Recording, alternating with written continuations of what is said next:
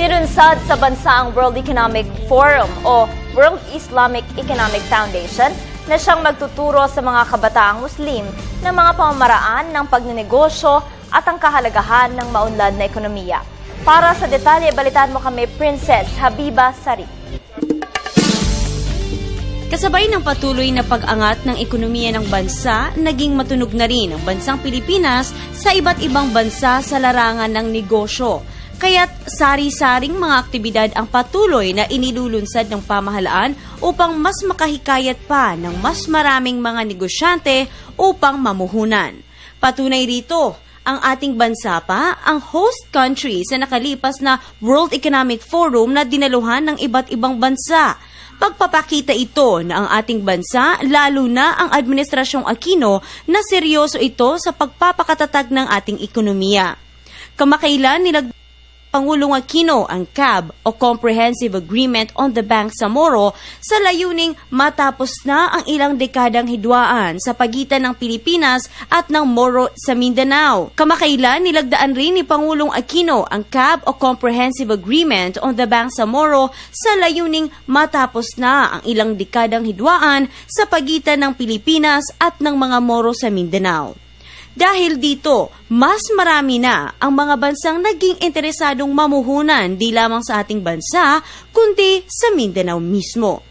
Isa ang WIEF o World Islamic Economic Foundation na kilala na tumutulong sa mga kabataan sa buong mundo na maintindihan ang ganda at benepisyo ng isang maunlad na bansa dulot ng magandang takbo ng ekonomiya. We say we are somewhat like the very well-known European Forum, the Davos Economic Forum, somewhat like.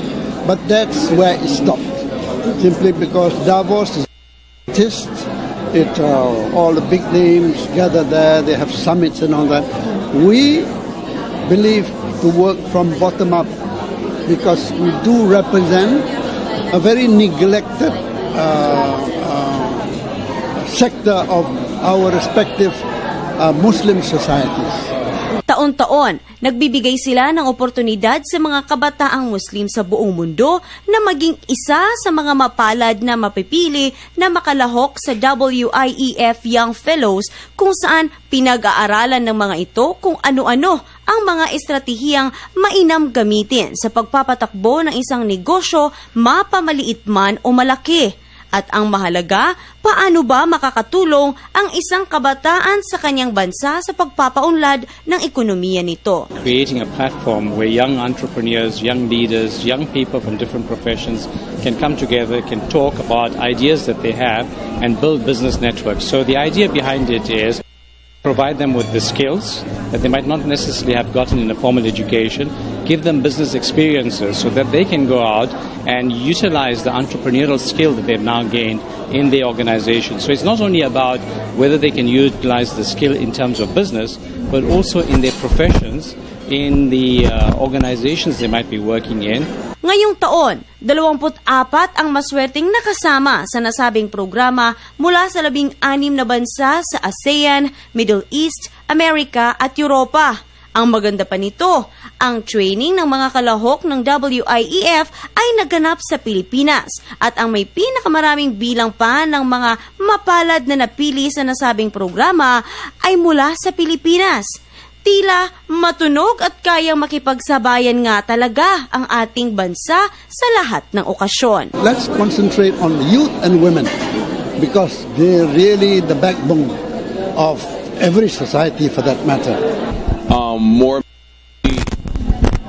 It has taught me that there are people just like me all over the world and that have gone through all walks of life and backgrounds. And to bring us all together, to bounce not only our intellect but our ideas off one another, makes us already as brilliant youth. Tila nag-iwan rin ang ating bansa ng magandang impresyon sa mga dayuhang lumahok. I've heard a lot being said about the beaches and the islands, and that is something that I would like to experience. There isn't an if I come back. When I do come back. Para sa telebisyon ng Bayan, Princess Habiba Sari.